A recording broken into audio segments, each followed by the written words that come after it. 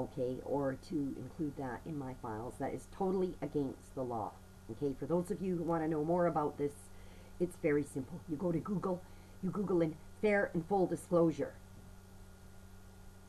and you'll see what I mean. Okay, that'll take you right to the Supreme Courts of Canada. That will take you to samples of cases where that has been breached and what was done about it, what happened. And one of my favorite stories in this instance is the Stench Croom story. Okay, it's actually a form of a tort too. Okay, it's known as the Stench Croom tort. So I had no luck with professional standards. The case is before the courts. Thank God now I do have a very good lawyer through the Legal Aid Society of Vancouver. And up until very recently, I was misinformed, misguided, misled, told that I needed a lot of money for a defense counsel. It turns out to not be the case. I have a very good lawyer, and we are winning. We are making headway. There's still a long way to go, however. And I'm not at liberty here to identify him.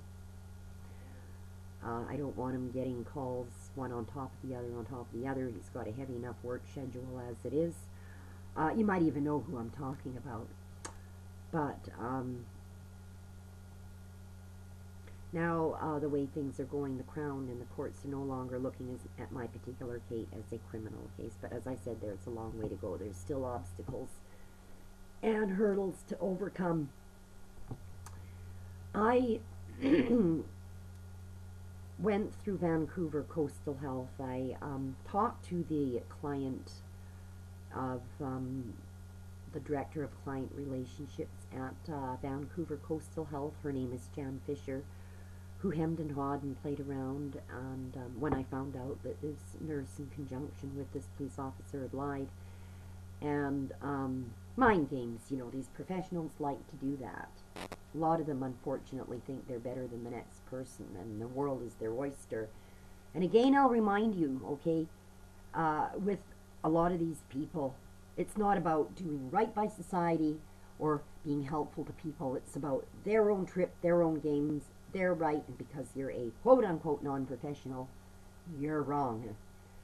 And they'll go to the ends of the earth to prove it, even if they know they're wrong, okay, and they know there's a problem, and they know that somebody under them has really messed up severely.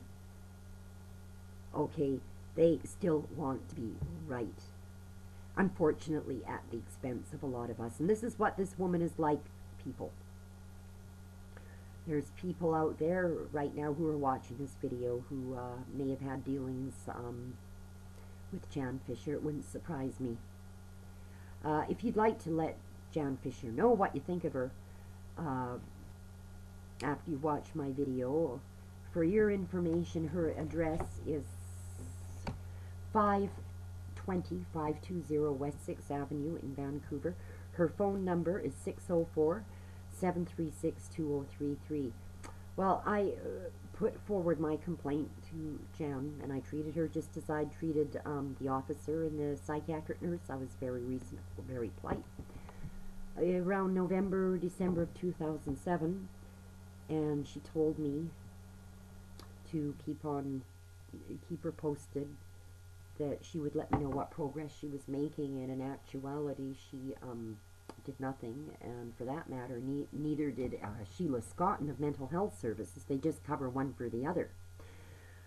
But my focus right now is Jan Fisher, and I phoned her for the final and last time June 24th, 2008. Well, this is tantamount to harassment, Lily, and I don't want you calling her again, okay? And I'll remind you, it'd been polite, very good with her up to that point. And I blew up and I yelled and I lost it. And for that reason only. I lost it because I'd been lied to, okay? I'd been swindled. Very, very non-professional on her part. Very counterproductive. She called the police, unjustly called the police. The attending officer, fortunately in this instance, was a very nice man who was very nice young man who was very helpful and gave me helpful suggestions as to what I could do to help my cause in case and help myself. And in doing so, he said to me, I am not trying to hurt you here. I am actually trying to help you. So that was